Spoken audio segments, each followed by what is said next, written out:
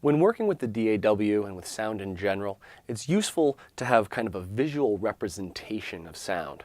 And because sound is a longitudinal wave, it becomes very hard to visualize it or display it in that format. So we tend to use 3 different displays to give us a good visual of sound. And I really believe that having a good visual representation can really help you hear and understand what you're hearing. It also is almost necessary if you want to start relating these numbers we've been talking about to the sounds. And by the numbers, I'm talking about all these frequencies. You know, people will talk about 5K or 2K or 1K.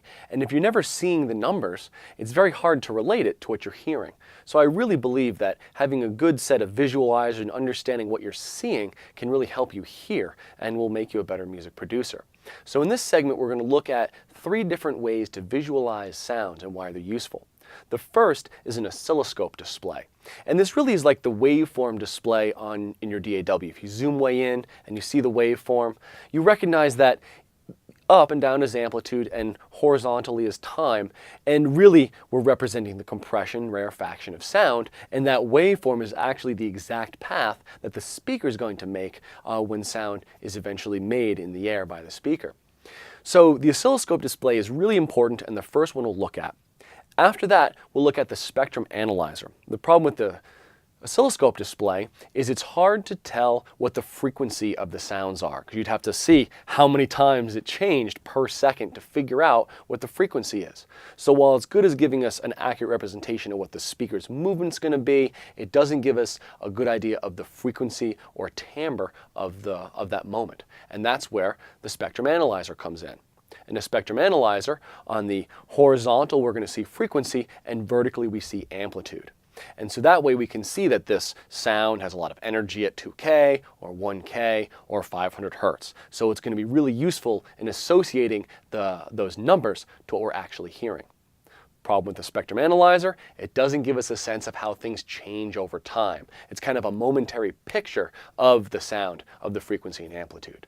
So when we want to get the full picture of sound, we move to a spectrogram analysis, which is like the spectrum analyzer but repeated over time. So we can get a sense of how the timbre, the frequency, the amplitude all change over time. And I think this one most represents the way we really hear. And it's a great view, and we're going to explore all 3 of those right now. Here we have the 3 main sound visualizers that you'll find when working in a DAW. The first one on top is our oscilloscope display, and this shows us kind of a microscopic view of what's going on with sound. It's like a very, very zoomed in, real-time display of what you see in an audio track.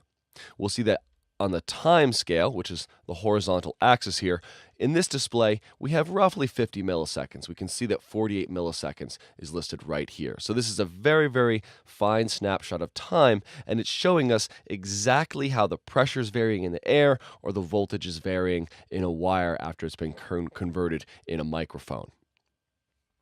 We'll see that if I play a tone, and I'll play the C below middle C, I'm playing a sine wave, which we consider to be the simplest of waveforms because it's energy at a single frequency.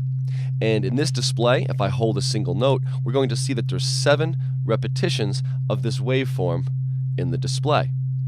I can change the amplitude of the signal, and we see that the height of that waveform is changing, representing less pressure variations in the air or less voltage variations in a cable or wire of some sort, and I can bring that up. Now it's important to note, as I change amplitude, it does not have any effect on the frequency. If I were to play a higher note, we're going to see that now I went an octave up, and we're going to see that there's twice as many repetitions here. So if you go up an octave, that's going from the C below middle C up to C again, you'll see that you're going to have twice as many repetitions in the same amount of time. So an octave in notes, so going from C and up an octave to another C, is the same as doubling frequency. Notice, as I change frequency, it does not have an impact on the overall amplitude. The final thing we can see with this is going to be a change in timbre. So I will now morph this waveform from being a sine wave to being a sawtooth waveform, and we can see how that changes in the oscilloscope display. So we have the same exact pitch. It's still C. I still perceive it, and I still recognize it as the same exact note, but the sound is dramatically different. And that change in sound is what we call a timbre change, right? That's one aspect of timbre, is how much brightness is added to the sound. But you'll notice that changing the timbre did not affect the amplitude, and it did not have an effect on the frequency.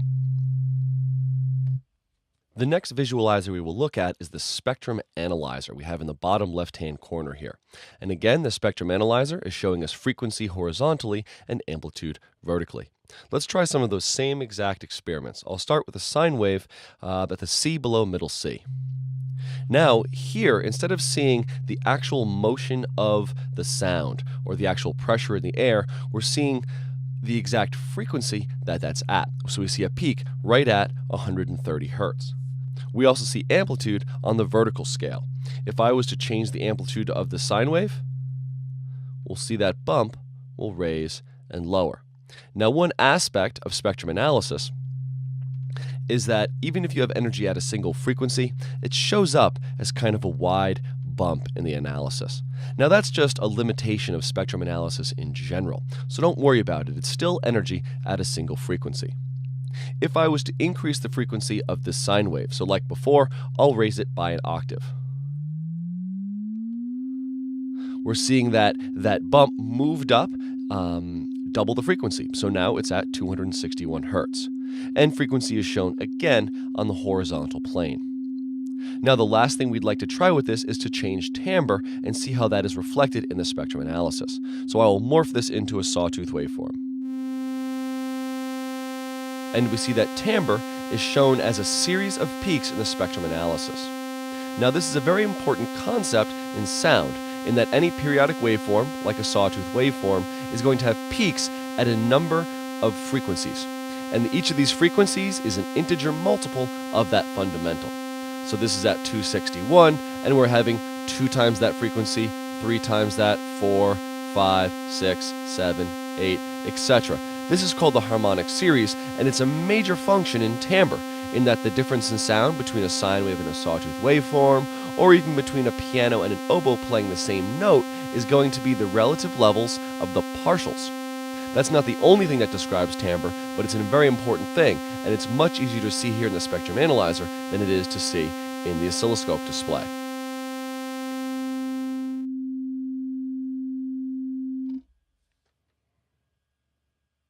You will very often see spectrum analyzers in EQs, because the role of an EQ is to manipulate the timbre, manipulate the spectrum, and there's a direct correlation between what you do in the EQ and how the sound changes within this display.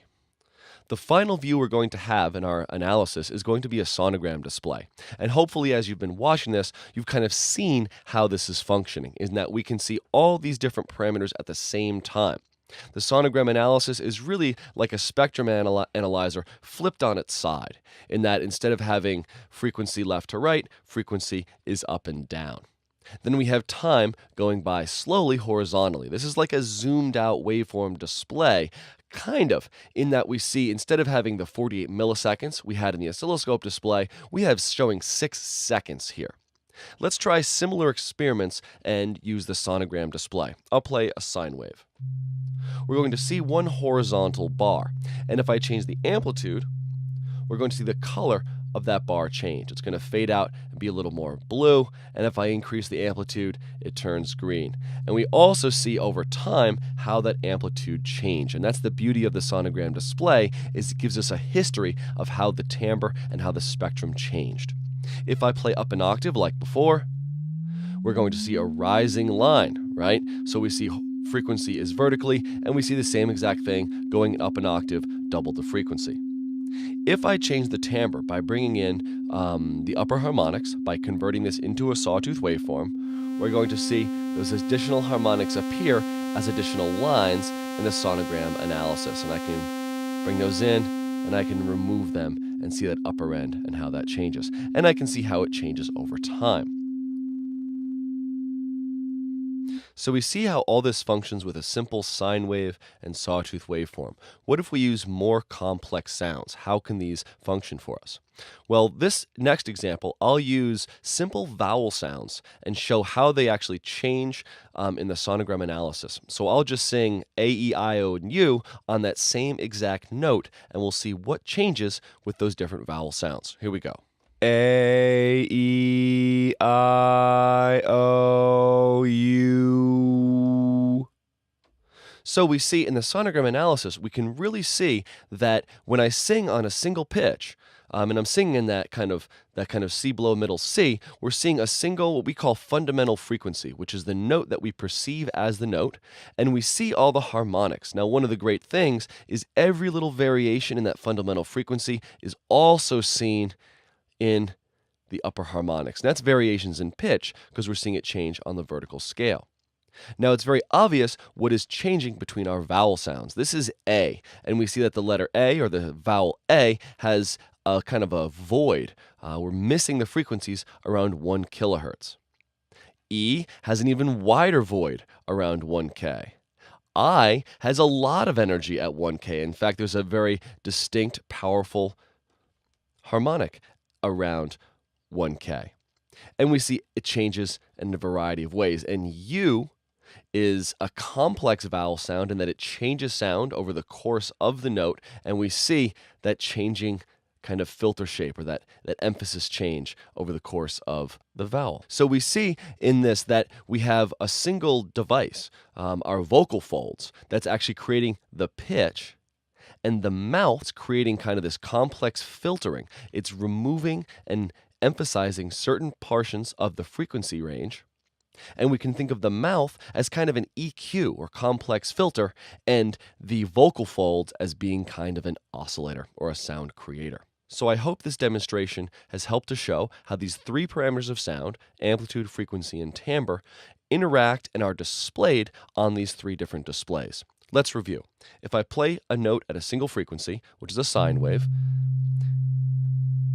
and I change its amplitude, we see it as a vertical change on the oscilloscope, we see it as a vertical change on the spectrum analyzer, and we see it as a color change in the sonogram display.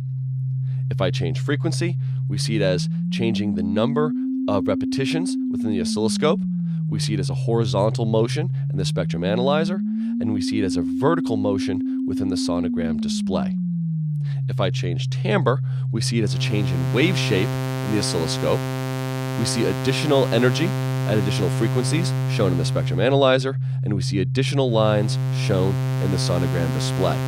Remember, those additional energies are called harmonics, and they're integer multiples of the fundamental frequency.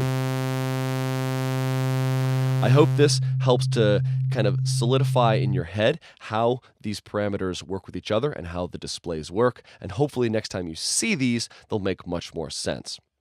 Again, I think it's important to start getting a correlation between what you hear and some absolute numbers, and these displays will make that much, much easier.